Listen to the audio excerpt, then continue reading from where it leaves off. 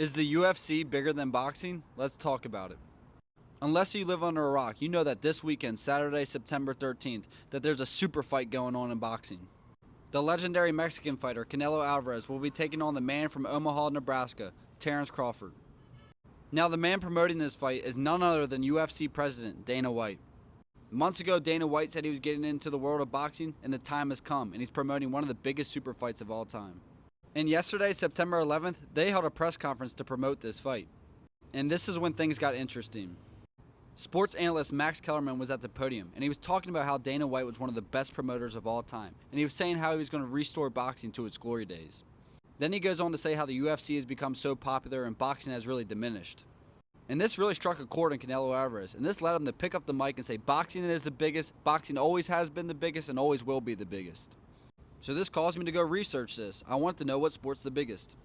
And it's a simple but complex answer. Let's start with one of the biggest events in boxing history. We're talking about Floyd Mayweather versus Manny Pacquiao. This fight did over 4.6 million pay-per-view buys and generated over $400 million in revenue. Next, looking at the biggest event in UFC history, Conor McGregor versus Khabib Nurmagomedov. This fight had around 2.4 million pay-per-view buys and generated over $180 million in revenue. Now you're probably sitting there saying, but these fights are so old, so let's look at some newer ones. Recently, two of the biggest superstars in UFC history went head-to-head, Ilia Topuria versus Charles Oliveira. And this fight had just under a million pay-per-view buys.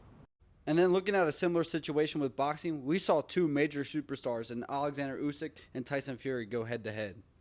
And we saw this fight do over 1.5 million pay-per-view buys. So when you look at the big events only, I'm talking about big-time fights only, you see that boxing outnumbers the UFC. But the UFC counters this by putting on more steady and consistent events.